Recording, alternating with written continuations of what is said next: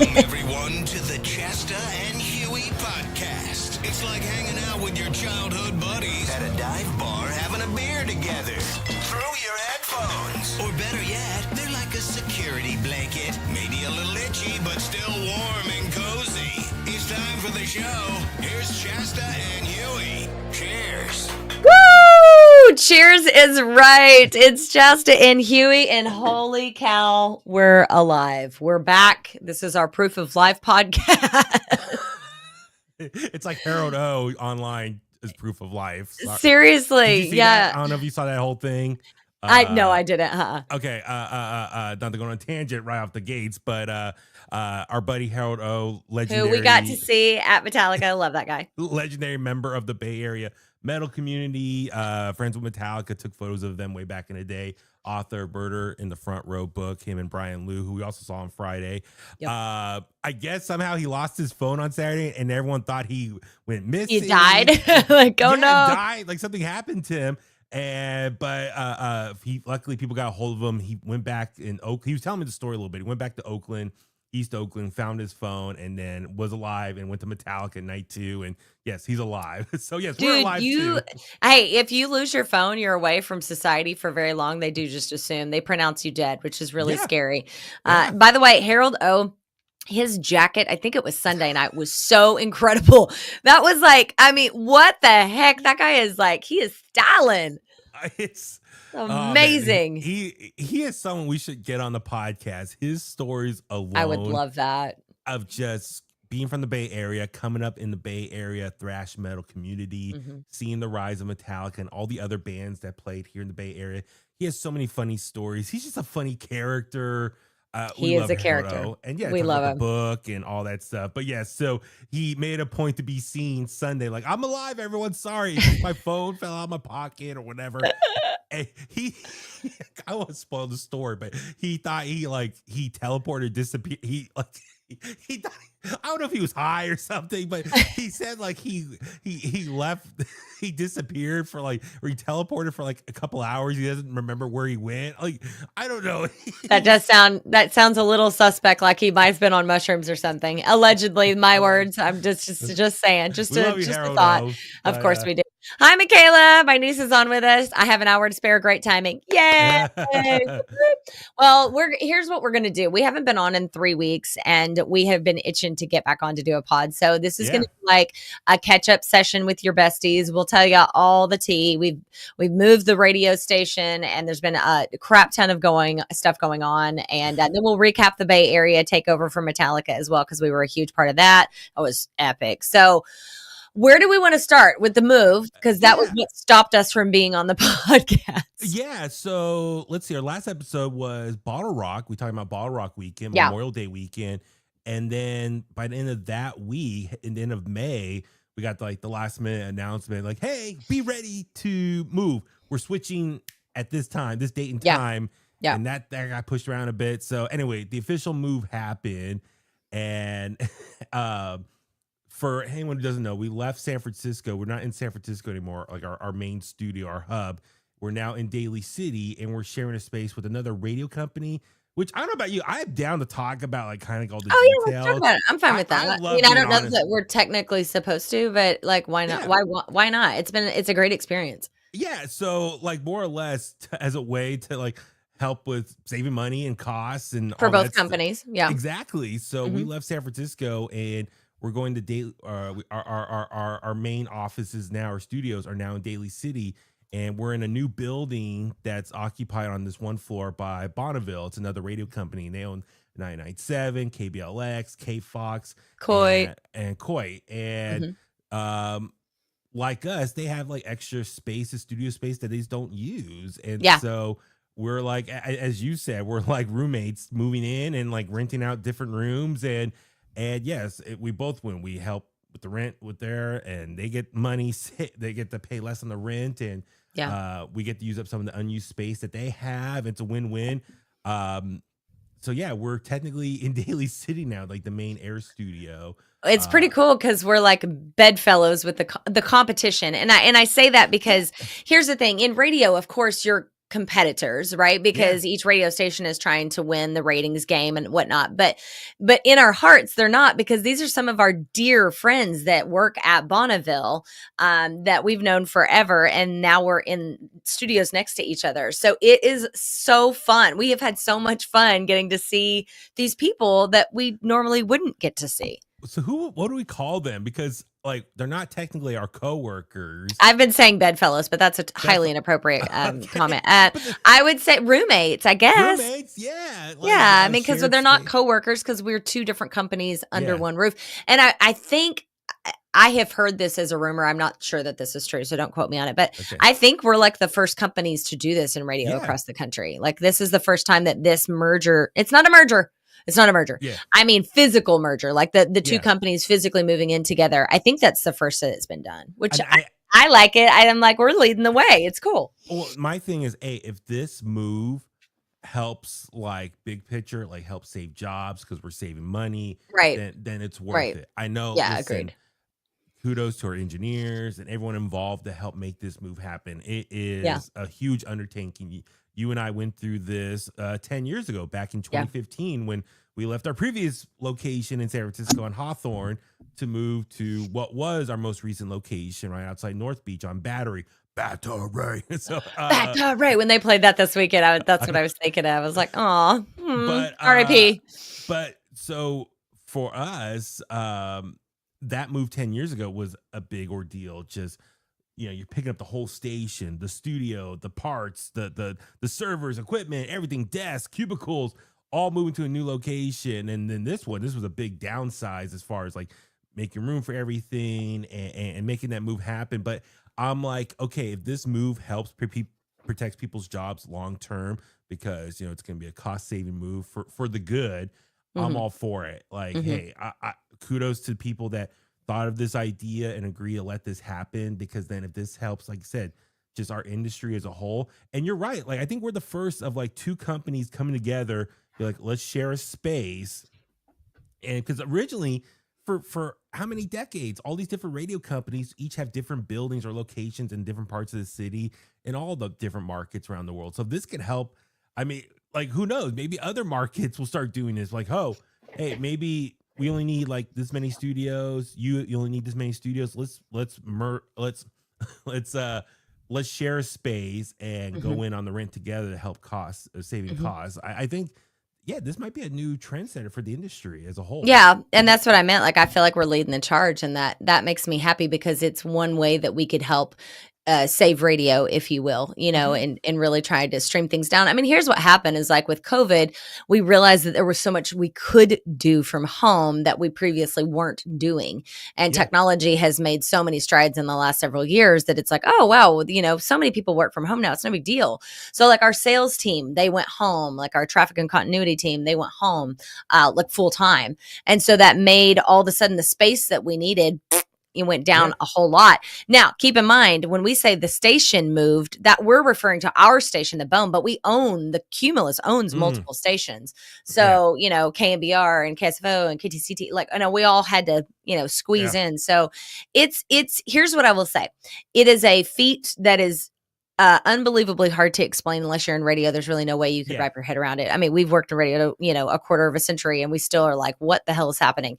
The engineers have had an unbelievable task, but it has also been a very bumpy road. Like, there are still things today on June 24th, a month later, that are not working, so we're still in the middle of it, but I would say we're kind of sort of seeing the light at the end of the tunnel. We have to be out of the old place in 4 days.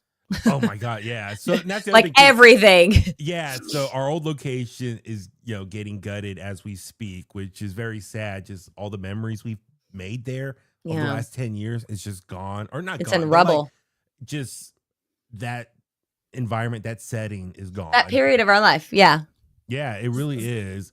And I'm kind of bummed I didn't do like a proper video, like farewell video, like going around. But I think Mari, our social media queen, documented it. So, but then plus you and I, we have so many other videos of being there. So it'll always be in our head of that location.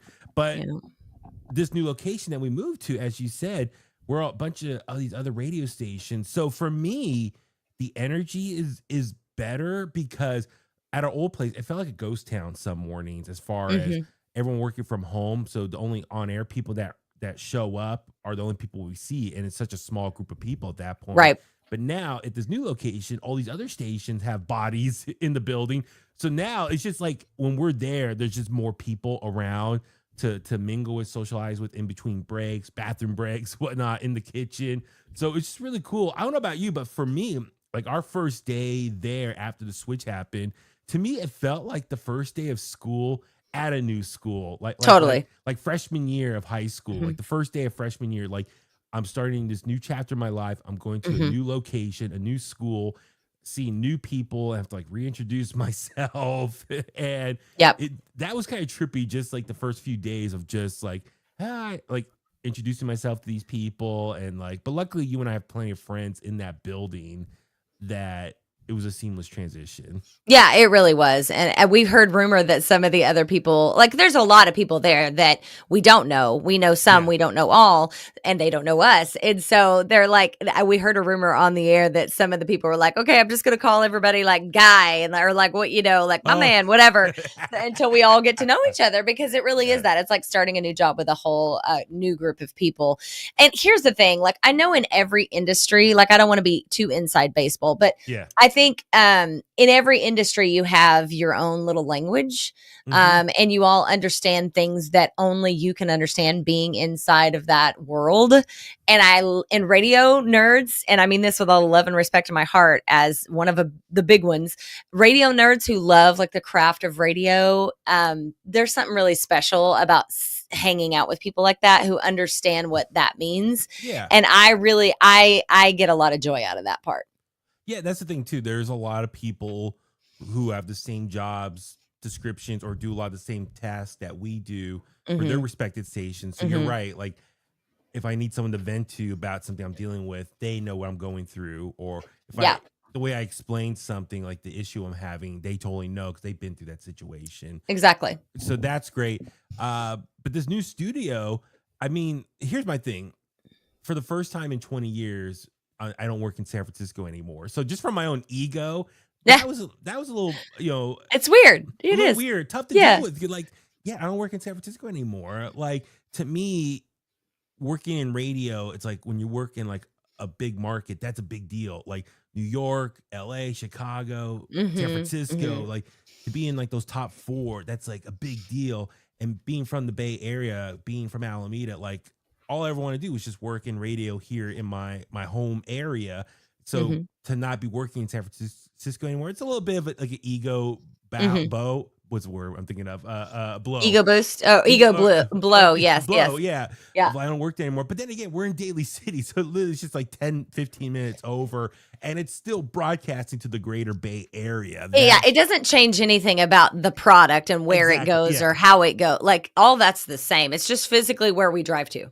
And that's the thing too. So like, I don't know about you. Like, okay, for me, it adds like an extra like 10, 15 minutes to my commute, depending on the traffic where I'm coming from, the East Bay.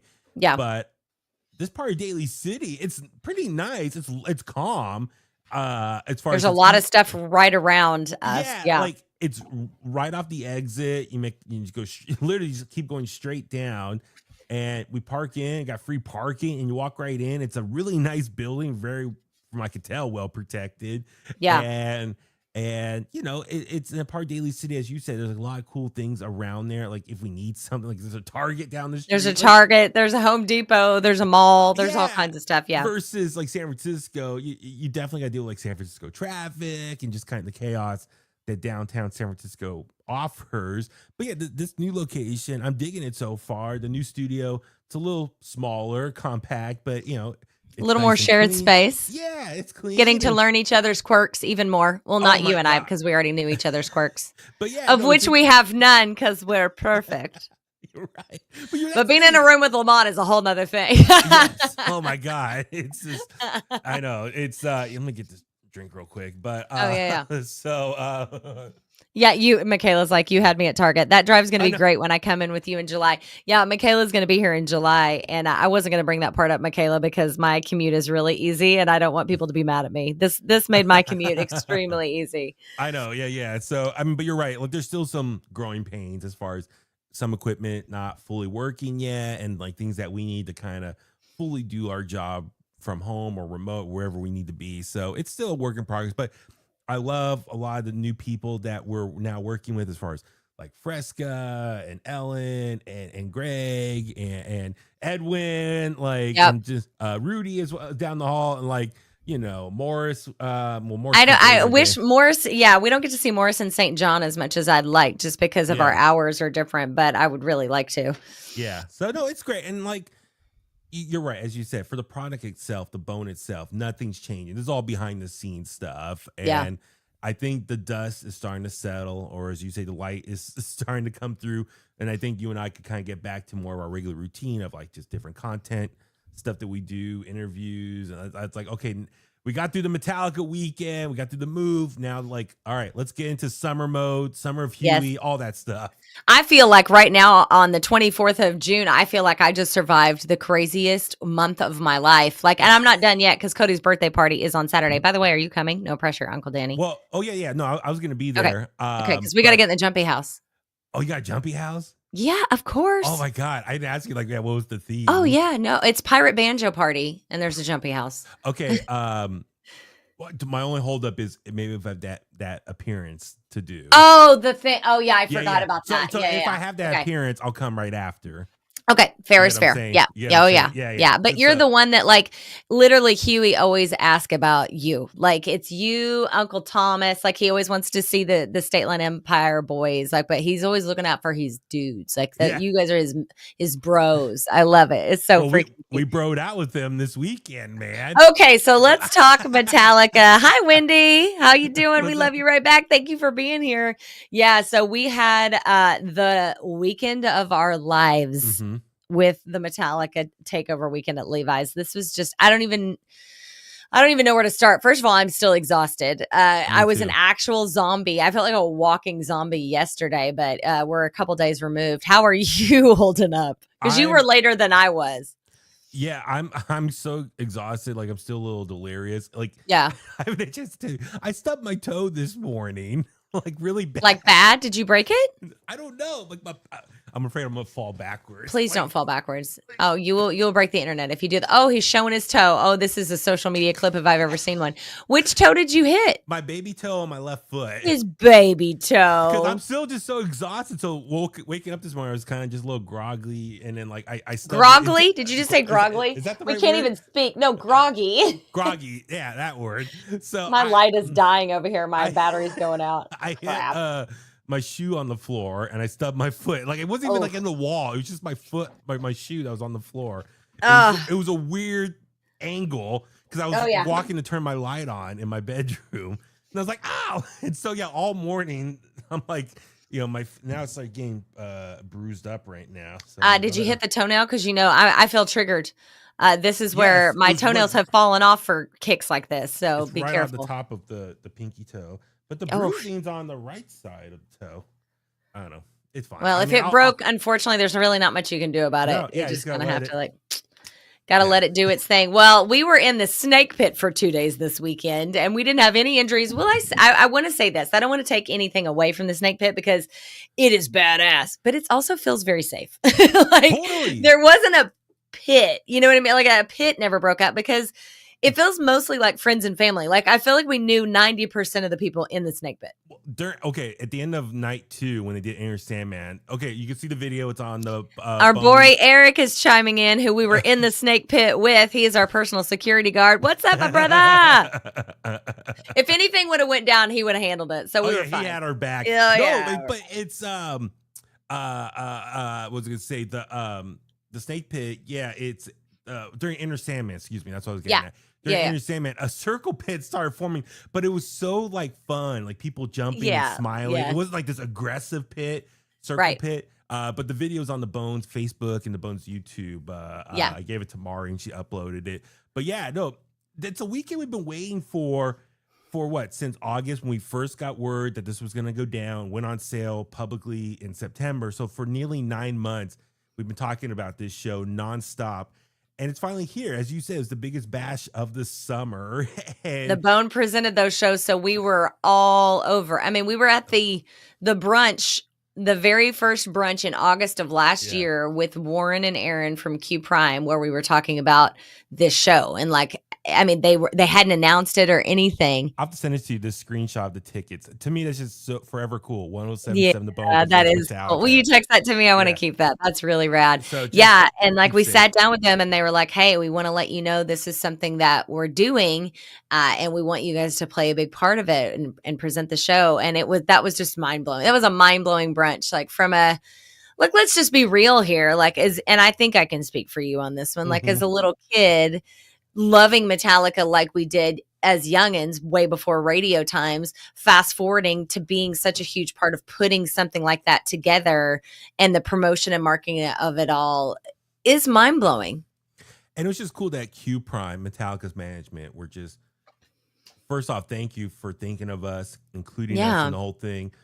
But even like afterwards, thanking us for our help, and just to me, that's just cool. Like all the hard work, the hours, everything we've done up to this point, all the promotion stuff, loading stuff into the system, talking about stuff on the air, writing up all the imaging, radio specials, and coming up with playlists to make sure Metallica was on, Metallica, social media stuff, all the little things to help promote these two shows, and just for them to say thank you for everything. It's just cool that you're right. Like growing up as a Metallica fan, coming full circle, like to be part of their extended family to help get this show off, to make it happen. Because let's be real, like they don't have to be that nice. They're only the biggest metal band in the world. You know what I mean? Like they could be a lot different about it, and they're not at all. They're very humble, very grateful, very sweet. I forgot who I was talking to about this. Was it Scott Proctor or someone else? Excuse me. Is Metallica right now the biggest American band? No question. I don't think there's a question. Like who else? A rock band, and then well, you could argue the Foo Fighters, but they're not active right now because of a million reasons. But they're teasing something on social media, like FF30, like I think they're about to celebrate the 30th anniversary. Of course, I think that they would be a close like that. You could make that argument. Yes. Or like Aerosmith, like as far as biggest American bands. But like right now, what rock band can sell out football stadiums? The only other band we've known in the last year is the Rolling Stones. The Stones. I don't know if the Rolling Stones could do 2 nights like the way Metallica did. I don't know. It's funny because the Stones they're in album mode. I was actually just talking with Nikki Black about this. And actually, I think she just talked with Steve Gorman about this too. Like that's wild that the Rolling Stones are in album making mode. They're in the studio, and then they're going to have an album cycle in 2026. And then you assume a tour to go along with that. Oh, we got another album? Yeah. I didn't hear that. They still had stuff that they had recorded with Charlie Watts, but then also they had stuff left over from Hackney Diamond's writing, which by the way, still I will forever say is one of the greatest albums ever. That album from beginning to end is flawless.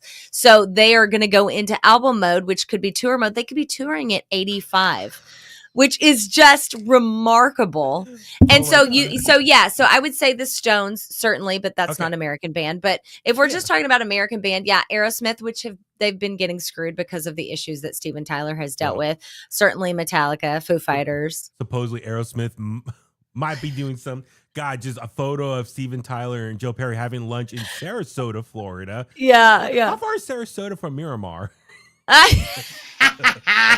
Anyway, sorry, inside joke. Yeah. But anyway, no, it's just a photo of the two of them having a photo taken together at a restaurant. They were literally a steakhouse, and just having lunch. Oh, the reunion! Oh my god, reunion's happening. No, I know. They've been friends for 60 years or whatever. Yeah. Can you not just have lunch together? Would not speculate that it's gonna be a reunion talk. Like I doubt the two of them are sitting there like, when's our tour gonna happen? Like, no. Oh yeah, I know. They're living their best life. They've done it for 50 years. Like, let them chill. But that's the thing. It felt so good to go to a big rock show like that again. I mean, the closest for us was probably like an Aftershock, but like a festival or Bottle Rock, or even Rolling Stones last summer. But it just felt good to go to like a football stadium for a big rock show. Amazing lineups, amazing set list. It was so much fun. It was so cool. Like I think Friday was a little hectic for you and I because we had the Bone booth. Shout out to our boy John Jay for that was so cool. That was so cool. But Sunday I felt was a little more relaxed. I think for you and I, as far as to, like, just enjoy the day. We were that was I felt like that was like our finishing lap, like our celebratory lap that we did it. We made it. We're here. Yeah. So that was fun. And just I mean, I don't know if you want to talk. Let's talk about each day real quick, just kind of like our perspective. Yeah, go for it. So Friday, we got there early. Man, still that Friday afternoon traffic getting the Levi's, but luckily was yours bad? Mine wasn't bad. Mine was bad because what Google told me direction to go to the parking lot you and I were at parking in, it made me go all the way around. So I hit all this traffic. It was like a snail's pace to get in, but luckily I still got there, at 4:50, whatever it was, and had time to spend an hour. We did like an hour and a half because unfortunately we missed Ice 9 Kills. But I know that was the hard part. We were talking to boneheads, which happens a lot with us, especially at events like a Bone Bash or like this event. That happens. But it was incredible as far as our setup out there. Like, I think we were right by the merch booth or trailer, whatever you want to call it. So we had this huge line. John Jay was doing his thing, blasting the music, his great like remixes, his rock resurrection. That was so cool. And just going from like Metallica to other classic rock songs and like blasting it. It was incredible. But yeah, so many listeners came by. Like that was so cool. Just mingling. Like that's the cool thing about us as a local Bay Area rock station. Like we're live and local. You can come see us at events, hang out with us, talk to us. But we made our way in, had some beers. Thank you for the beer. And then shout out to Q Prime for upgrading us to Snake Pit, which that was way unexpected. Yeah, I mean, forever just grateful for that. That so was kind. My God, lifetime experience. That's a bucket list kind of experience. I guess we should describe that. So Metallica is known for years now, playing in the middle of where in the round. Like you and I have seen them at arenas where they have like their stage like right in the middle. Everyone like lines up on the floor around them, and they just walk around stuff. But now for these football stadiums, they took it to a whole new level. It's almost like they created like an oval of a stage where people on the outside can still stand and run up on the barricade, first come, first serve to stand and look at the right under the stage. But now the middle of that oval is open, and that's a whole separate section. That's the Snake Pit. That's where you're like, that's the closest you can get to the band. And it's like also as we found out where you can get trapped. Yes, that's a whole nother story, but go ahead. But it's cool, like so you go in there and you have a little separate, you have your wristband, you go separate like underground tunnel to get in there, and it's just so cool. Like everyone's up at the barricade on the outside, and you're like walking through, like I feel like Wayne's World. Like you feel very pimp. Like, yeah, it is that moment for sure. But it was okay. We'll talk about the people in there because we saw Papa Roach and like we'll get into all that stuff. But let me ask you this: and I would love if we ever had a chance to talk to Metallica, the concept of the round, this version of the round, how they plan it out. Because here's the thing: I noticed Lars, as the drummer, he is stationary, but his drum sets move a quarter. Like every quarter of the set list, if that makes sense. So he starts off on one side of the circle, then they had like 16 songs. So I think like 3-4 songs later, he moves like a quarter over, another quarter over, another quarter over. So that way Lars is playing for everyone. No, there's no bad seat. Yeah. And I think, and then after that, everyone else falls in line of where they stand on that circle to play to everyone. James, who most of the time is stationary, obviously playing guitar and singing, his microphone, I think, is usually one quarter over from Lars, roughly, sometimes halfway over. And then Kirk and Robert, to their credit, like their job is to run. They're all over the place. They're the in between, fill the space. Yeah, fill the space in between. So it's a really amazing environment or a setting that they create for themselves for it always to be in front of someone, in front of the crowd. So it's really cool how they do that as far as when. Sorry, I haven't heard a home phone ring in so long. That's so weird. Spam call or telemarketing. Of course, yeah. So anyway, so they're always moving around, and then what's cool is like James will maybe sing one song facing the Snake Pit, and then he'll turn around and face the outward crowd, like on the floor / in the seats. And that's the thing. Robert and Kirk, same thing. They're playing for they're running around and they're playing, looking down at the Snake Pit, and then they'll turn around and play outward for the crowd. So it's like the timing, the unison of them all, it's It's a really dance. trippy. Yes, to cater to everyone, cater to the snake pit, to cater to the people on the floor, to the seats, everywhere. I mean, it's really an amazing. I mean, the cardio alone is amazing. Yeah, I know. Exactly. They really thought of everyone. And I think that's how you make a stadium that big feel intimate, you know? Yeah. And I really felt, man, James was giving off all kinds of good energy. He was like, I loved his speech where he was talking about like, I showed up here to like get all my rage out, to get everything out and leave it here. And I want you to do the same. Like he was feeling the vibe and feeling the energy. Also sidebar, wearing some really cool new pants. I was talking to Adon, one of the managers. We were talking about those pants. We were like, those are so cool. But no, leather, but then like on the side, it's like the stitching or like, it was like a strings. Like it was like, it was really, really cool. But no, their energy was super high. Their vibe was super chill. But what I will say is again, like I've seen a lot of shows. You and I have seen an extraordinary amount of live music. Yeah. And there are artists that go up there and play, and there are artists that go up there and engage. And they are artists that go up there and engage. They are right there with you. They're looking you in the eye. They're pointing you out. They're talking with you. It's a cyclical situation that's happening. And that's the cool thing is that snake pit. I mean, you and I were very lucky and happy and like you said, grateful to be in there. It's really an amazing experience because one moment Kirk can be over your head, like shredding in front of you, or James. Or Lars at one point, Robert at one point, he jumps like on some sort of it was like a box or rolling box, and he like is like crowd surfing, literally surfing, but on a flat card. I was gonna say plywood. It's not plywood, but it's like think about somebody carrying like a big thing like that and it going through the crowd. That is amazing. And so he is playing in the middle of the snake pit, and then they take him back out, and then it's just for them. It's like they're doing their best to give equal time to everyone. So people in the snake pit, people on the outside, people above. I mean, their whole stage presentation is amazing. For us, like I don't know. Okay, I forgot earplugs. My dumb ass. I do too. I know, but I don't know about you, but like it wasn't super blasting. Inside the snake pit, it wasn't. Yeah. On the other side of the pit, it was louder because the speakers were up high and they're pointing and facing outward. out. Right. So I was like, oh my God, I was worried, like, oh my God, I forgot earplugs. But then the way the music was projected outward, I'm like, oh, we're in a safe space, right? Yeah. now. It did feel like you were in like a little cubby, didn't it? Yeah. It was weird. And I was joking earlier about not getting out because whenever they change the stage, I noticed a couple of different things. Like if the band is going on or off, they lock you in, you can't move. Or if there's pyro happening, they lock it down.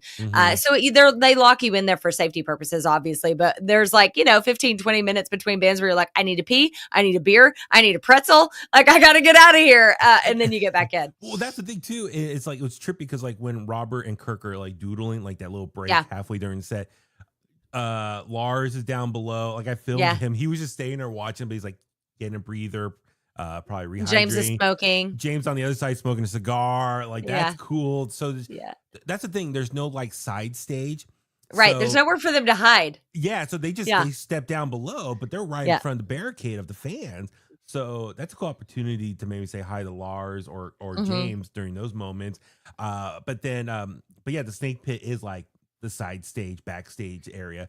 But we saw so many just cool people, but so many friends from the local music scene, friends of the Metallica family were out there. Like I said, Harold O, Brian Liu, Canada Dave, who is amazing, one of the people behind Cliff Burton Day. Just so many other friends. And we saw the drummer from Papa Roach, is a Tony out there. I wasn't even going to start naming names. You can, because I'll forget. I will definitely forget. There were so many people there. Tony's the drummer. He thanked us for playing their new music, Papa Roach new music on Bone Breakers. So it was just cool. But it was just cool, like for me, to take my brother Tommy to the show because he loves Metallica. That's his favorite band. He introduced me to Metallica for you. It was just cool for Cody's birthday. Yes, like, thank you. On Sunday, we were there for Cody's birthday was actually yesterday, but Sunday, obviously being within the 24 hours, we were celebrating for his birthday. And he got up on your shoulders and he was rocking out. He had this little battle vest on. And what's cool is like he knew a lot of the songs, you know. Okay. I mean, this wasn't an 8 turning 9-year-old poser. Like this kid was singing a ton of the songs. He knew Pantera as well. So that was really special. How many picks did he have by the end of the night? Oh my God. I had 2 pocketfuls of picks because everybody that walked by him would hand him a pick. So if it was a security guard or somebody that worked with Metallica or, you know, somebody who was connected or whatever would hand him a pick. I'm not kidding you. He probably had 20, 30 picks by the time the night was over. His bedroom is full of picks. That's awesome. And so then, cool. This kid has no idea how cool that is. Like he has no clue. I mean, that is not normal. Of Zakk Wylde like shredding on guitar right under or over him. Like I think Zach laughed a couple times. Like I think he was enjoying that just as much as we were. Because our boy Scott Proctor, our brother from another mother in Stateland Empire, he picks up Cody and he's holding him like this. Cody is still midair headbanging, right? So he's in the middle of there and he's just going nuts. Zakk Wylde is like maybe 5 feet from him and he's going wild, playing right to him. It was epic. It was like the Lion King, like Simba. It was the rock and roll Lion King. But let's talk about the bands real quick. So like Ice Nine Kills unfortunately missed because we were outside doing our work obligation. But when we walked in, dude, Limp Bizkit were fucking unbelievable. Awesome. Oh my God. I know. They brought it. Like, listen, I know Limp Bizkit, some people, you know, think, oh, that's new metal. That's that one era of music that like it's a joke now, whatever. But douchebag metal, stuff like that. Yeah. But dude, how many songs we knew? It just shows all the of power. them. Yeah, all the of whole them. set list. It just shows the power of one, that their music is timeless. It's catchy. It's memorable. Sticks around. Yeah. But yes, it was part of an era that you and I was very part of our foundation of our youth, as far as the MTV, TRL era, like all those music videos, all those singles that were on the radio, on MTV, all the award shows that they play, like anything MTV related. Limp Bizkit dominated from like what 97 to the mid 2000s. Like it's just amazing. So every song we knew, but they brought it. Their energy, Fred Durst sounded awesome. Wes Borland is incredible on stage. Unbelievable. I know. Sam Rivers, the bassist, he was, full of energy as well. I tagged him on Instagram and I showed you. He responded to me. He DM'd me next day. He's like, "I saw you in the pit." I'm like, "Why didn't you say anything in the moment?" I know. He was in the zone. John Otto is a drummer, dude. He is so badass. Like he doesn't probably get enough credit as a drummer. No, he doesn't. DJ Lethal. What I will say about Limp Bizkit that struck me was, number one, how cool, calm, and collected they were. It was not like they were playing to 60,000 people. You know, they were just like, they were chilling. Fred Durst has unbelievable swagger. Like unfreaking believable. That guy right? His whole vibe is just like, you can't not look at him. You can't not watch him. It like sucks you in. But what I really noticed about them is how much fun they were having with each other. Yeah. It was like, I don't know if this is the case, but like between songs, DJ Lethal would throw on a song. Mm-hmm. He would play like a clip of like, for instance, Careless Whisper, which just made me laugh out loud. And I remember looking over at Fred Durst and he looked at him and just started cackling. Like I almost think that they don't know what song he's going to pick out between songs to play, because they just look like they were like riffing and having fun. I'm just riffing, man. Like, but they're on this wave right now. Like I told you, I saw him last year in Concord with our boy Eric and his buddy Karan, and like they were awesome last year. We saw him at Aftershock a couple years ago. They were awesome there. So they're on this wave right now, this resurgence as a band of popularity. Mm-hmm. Like I know I think they did some new music recently, but still, it's like all those hits back in the day that they can play. It's like they're on this high right now. Like everyone loves them again. I think it's cool to like them again. Yeah, which is fun. They were incredible. They brought it. They sounded so good.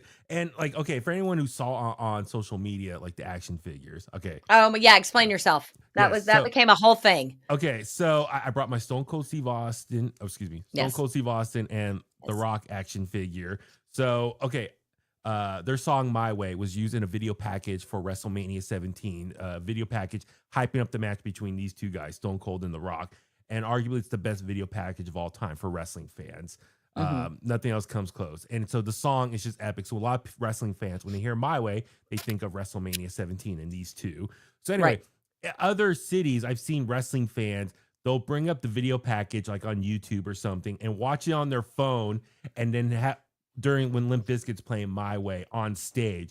So they're like getting a live rendition of the performance to go with the video as they're watching. I'm like, that's cool, but I can't do that because then everyone will be like, oh, you're just copying someone else. So I was trying to think of something different. And luckily I just thought, oh, I could bring action figures. And I found my shoebox with these in there. These are like more they could take a beating. My good one, my high end ones are over here. Yeah, the collectibles make they make the shelf. So these ones I have no problem beating up and stuff. But so I put these in my bag, our bone clear bag that you can get at your next Bone Rock night out. And so at the moment I was thinking we're just gonna be in our seats and I can just do a funny video from afar with it. But when we got the snake pit, I was like, oh my God, I could probably like wave these in front of them. Yeah, definitely. So luckily Mari caught a video of me when Fred Durst was walking up as I was showing the figures and that was wild. Mari was standing next to me filming you, and I watched the whole scene play out. You walk to the stage and you've got this, but your back is turned to the stage. You can't see it. I swear to God, it was like Fred knew what you were doing. It was like someone cued him. He turns around and walks right into frame. And I was like, oh, it's happening. And I can't remember because I didn't know he was behind me. I don't know if it was because of Mari's facial reaction. We were both like, I knew to turn around at that point, and I was like, "Oh my God, he's right there!" Yeah, that was hilarious. And listen, I know that was during the song "Rolling." There was some like marks in the comments saying, "Oh, that was the Undertaker's music he used for a while as a theme song." I know, dumbasses, I know that, but in that moment when they actually did My Way, he was on the other side of us. Yeah, so you couldn't have had that opportunity. Yeah, but the point of the video, the opportunity we got that video, that angle. It was during Rolling, but I used my action figures. I had my Stone Cold Steve shirt on. Anyway. I think you need to redo the video, though. I told you this privately. I think you need to redo the video with the video itself and then just put My Way's over it, and then you're good. Who cares? Absolutely. Yeah. Totally. Some jackass will be like, Fred's not singing My Way in that video. But you're never gonna make anybody happy. That's why, like, I was trying to show it up. It was really great. And then when they did My Way, I did a separate video. I don't know if I haven't posted it yet of me playing with the action figures during My Way. Yeah. So see, you got it. It was really, really cute. You did great. Thank you. And then on Sunday, let's see, the opener was a Suicidal Tendencies. Suicidal. I missed. We were coming in from the parking lot. Dude, Psycho Mike Muir, the lead singer, he's like, what, 62, I think? That guy, talking about cardio, he was nonstop running the whole time.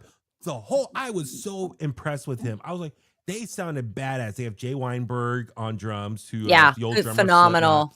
Max Weinberg from Bruce Springsteen's band, E Street his Band, son, Conan O'Brien, Ty Trujillo, obviously playing bass. Yep. Like, he's got a bunch of young dudes with him. They sounded. I was so blown away by Suicidal Tendencies. That's great to hear. But Psycho Mike, like, ooh, doing his thing, and then Pantera. I know this is an ongoing debate with fans and stuff as far as it was not the real thing because Vinny and Dimebag are gone, and it's like, but let's celebrate the music for fans. Yeah, do you want the music to continue or not? Yeah. For fans who didn't get to see them back in the day, this is your next best thing because Rex and oh my God, why am I blanking on who? Phil Anselmo. Yeah, Phil Anselmo. Yeah. They're still alive. So the other half of the band is still alive. Yeah. And so to get Zach and Charlie to fill in on guitar and drums, respectively, it's still cool for me, an opportunity to see those bands, to hear those songs live. Because they were at Aftershock, but they were far away. We didn't really get a chance to see them. We were busy. Yeah. So this was my opportunity to really hear those songs live for the first time. That was really special. I've always said, like, I don't know why other members need to be punished for the loss of certain members of bands, whether it happens tragically, like in this case, or, or from a drug overdose, which is also tragic in a different way. Mm-hmm. But no matter the case, I never understand why band members should feel or should be, put on the shelf, so to speak, why that should happen. So I love that they did it. And it was phenomenal. I will say, like, being underneath Zach Wilde was a wild experience. Like that, I mean, literally we could have reached out and touched his leg. And then Phil came over a couple times to our side. And man, barefoot. Just to see, he was barefoot. Yes, he's always barefoot. But like to see his, I was going to say rage. That's not the word I'm looking for. Intensity. To see his intensity when he's doing his thing is just absolutely remarkable. Like he is so in the zone. He sounded great. I mean, his voice too when he talks, when he walks around and talks. I was like, dude, Cody's gonna go back to 4th grade talking like Phil Anselmo. Zach did an amazing job playing, Dimebag's guitar parts as well, and Charlie, playing drums is for Vinnie Paul in place of Vinnie Paul. Big shoes to fill. Yeah, and they sounded great. It was just awesome, and we got a lot of videos to that's on the Bone social, and I'll be posting more stuff. But they were. It was just so much fun. And Metallica, there's a debate online. Which set list did you like? Because remember, it's a no repeat weekend. I think a lot of people forgot M72 World Tour. It's a no repeat weekend. 2 different set lists, 2 different lineups, all that stuff. A lot of people online saying they like night 2 set list better. I liked night 2 better. I lean towards night 1 because I got to hear Master of Puppets live. Although I will say. Battery, but also on night 1, The Day That Never Comes, I love hearing them do that song. I think that James' vocals, they just shine during that song, and I thought that was really cool. Also, they did King Nothing, if I remember right, which was, I love that song too. And Fuel. Oh, and the pyro with Fuel. Holy crap. And Orion, like that's Cliff Burton's that was another. The instrumental song from Master of Puppets, that's Cliff Burton's song. Like, I really love night 1, but night 2 is also badass, like Whiskey in the Jar. Like, they started with Whiplash, which was like, what? That was crazy. That was so cool. I mean, we almost didn't get into the Snake Pit in time. No, we were running. Thank God, like when we got blocked off from entering one side after getting food, security was like, you can't come down. I was like, I know a way down. And thankfully, I've gone to enough Niner games. I know my way around Levi Stadium. Like, I know where to go. Follow me. And like, we got in eventually during Whiplash, and that was so sick. Thank God they do AC/DC. It's a long way to the top if you want to rock roll. Then Ecstasy of Gold. So you got like almost like a 10-minute window to run. That gave us time to get there. Yeah, it was funny. I think Sunday was just more special for me personally because I got to see it through Cody's eyes. Oh, totally. So, and he was like asking me questions during the, like, first of all, he was mesmerized by all the graphics and everything, but he would like lean over and be like, Mommy, what's the sanitarium? Just things like that he was picking up on that just like made me kind of experience it in a different way. So that's why I think I liked night 2, but they were both great. Yeah, of course. I mean, Inner Sandman wrapped up night 2, but also Whiplash, For Whom the Bell Tolls, Ride the Lightning. So just 3 old school songs to start off. And the memory remains, and just the crowd going, whoa. And then I love that Cthulhu, moment. The instrumental from Ride the Lightning, and then Whiskey in the Jar. I mean, just the crowd. Our buddy Chris Payne, who does radio up in Reno, he was singing along. Whiskey in the Jar, yeah. Like it was incredible. It was just so much fun. And then I mean, we can go on and on talking about it. We are extremely grateful for our experience to Q Prime and to Aaron. Like that was a once in a lifetime experience, and I'm so grateful we got to hang together and be in that moment, together, and then have as well. And, and I was so sad Warren didn't get to make it up because we were supposed to have dinner Wednesday night because I saw St. Paul and the Broken Bones. I went with Aaron. So he was supposed to make it up, but wasn't able to after all. So we missed Warren, but no, it was a really great experience, one that we'll never forget, once in a lifetime kind of thing. I'm so grateful to be able to give that to Cody, and I am totally screwed when it comes to celebrating his 10th birthday. No idea how we're going to top this. Real quick, just Merkins Saturday. Real quick, just a touch on. Oh yeah. Oh God.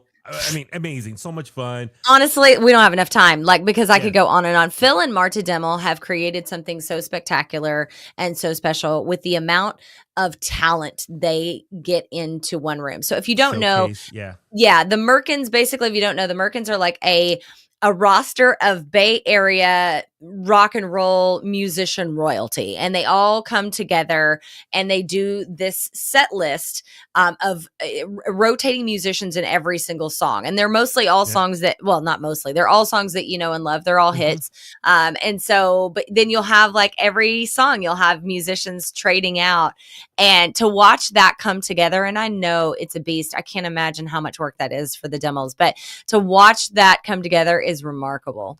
Yeah, and it started at 3, but I left at 6:20 because I had to run down to Santa Clara for the movie screening of the new Metallica documentary. It's called Metallica Saved My Life.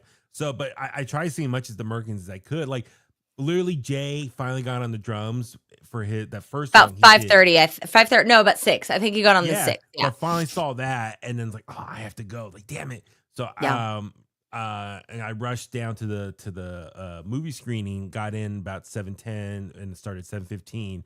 I just want to shout out just that documentary, Metallica Saved My Life. I saw like a rough cut of it, the first draft or whatever you want to call it. It's still a work in progress. I think it just was at Tribeca Music Festival recently. It's I don't know what the schedule is. I asked Q Prime about it. They don't know fully what it when and if it. When it does get like a full like national release or whatever. I mean, we'll be all over it. It's definitely worth seeing. It's just about how Metallica affected these certain fans that they interviewed in the documentary, and it helped save their life. And I just love the first quarter of the movie talking about like the band's history and how like early fans of the band became their friends and helped them just get the band going and led to success. And then after that, they'd start interviewing different fans, different walks of life from different parts of the world, different backgrounds, different age and race and orientation and just all that stuff. And just how the bands helped them throughout the years and different parts of the world. It's really incredible, and it's really powerful, and just why we love music and how music saves our lives and it's there for us. And then the community of friends you make with other fellow fans of a band, and how how Metallica and the fans help the bandmates, and how James helps James out as well. And just Kirk Hammett getting, really teary-eyed, just emotional, talking about Cliff Burton still, and how he's over Cliff Burton's death, but how the fans help them out as well. And really just shows Metallica is really the number one band, the best band, how they treat their fans. I do. Oh yeah, there's no doubt. That they are number one between their fan club and the experiences that they provide for fans. As you saw, like the takeover this weekend, they had like pop-up stores and other events, like on the Saturday, the day in between concerts, other events going on. It's so they do so much for their fan base, and this documentary really reflects that. Yeah, that's very, very cool. Yeah, it was a hell of a weekend. I mean, I know that was a 45-minute recap, but it was really, truly incredible. So all of those that we saw, and there were so many between the two shows and the Merkins. Hey, Thomas is on. Speaking of Brother from Another Mother. Saw Thomas on Saturday. He was one of the Merkins. I think, so I got pulled up to do a song. I can't remember if you were. I filmed it. I have to send it to you. Oh, you did? Excuse me. I looked over and I was like, wait, why are you on stage? I did not walk. I would never, you know me, I would never just walk on stage. So it was funny because Jen, who I adore, our friend Jen, was up there. Yeah. She was singing backup vocals, and she waved to me once. She went like that, come up there, and I pretended like I didn't see her. And then I was like watching the rest, and I looked back over, and she was like doing that. I was like, son of a bitch. And so I went up, and I was like, okay. So I got into it, and I sang backups on Dragula, which was really, really fun. So so James Stark sent me a message, and he was like, I think you're number 87. You're Merkin number 87. I need like a badge number, like, but no, it was really, really cool. So that was a huge highlight of the weekend. Yeah, the Merkins were incredible. And I know normally this is like their what would be their 4th of July party, but because Phil, the leader himself, is going on tour with Category 7, I think starting next week, he's going to be out of town for 4th of July. So that's why they brought it up a few weeks early and kick off the summer with this show. And I think they're going to be back on. I don't know if I should say yet. I don't know if we can say that publicly, but they usually do. They usually do 2 shows a year. We'll leave it there. So just plan for something in the year. But no, it was incredible. It was a packed house, and it's just so many friends there. And it was just really cool. Just this whole weekend being surrounded by just the Bay Area music community. Speaking of just fans in the community, like just hanging out with all our family and friends from different bands at Metallica, or the fans, the listeners at the Metallica concert, but at the Merkins, friends and families in different bands. It was just really amazing experience what Phil has created with him and his wife and the Merkins and the back lounge and just all over that part of the East Bay. It's so much fun. And I got videos I'll be posting more of as well. It's just, I got to do that too. Incredible. Yeah, it really was. All right. Well, we got to go because I'm about to pee down my leg. So, and we have not eaten lunch, and I got to finish my show. So we got a lot going on, but sorry. We're back. So here's the thing. We are back. And so next week we'll get into some Huey help and get back into our regularly scheduled program. So if you have something that you want to ask our lovely, safe, Sage over here, Mr. Huey. You can email us chastaandhuey@gmail.com and let us know. And then we'll get to, we'll do just a bunch next week. So that way we can get through it. Absolutely. All right. Thank you for being here. We love you guys so much. Have a great week. We'll talk to you we'll try for next Monday. Yes, absolutely. Bye, and guys. thank you to Steve Austin and The Rock for being here as our special guest. Give me a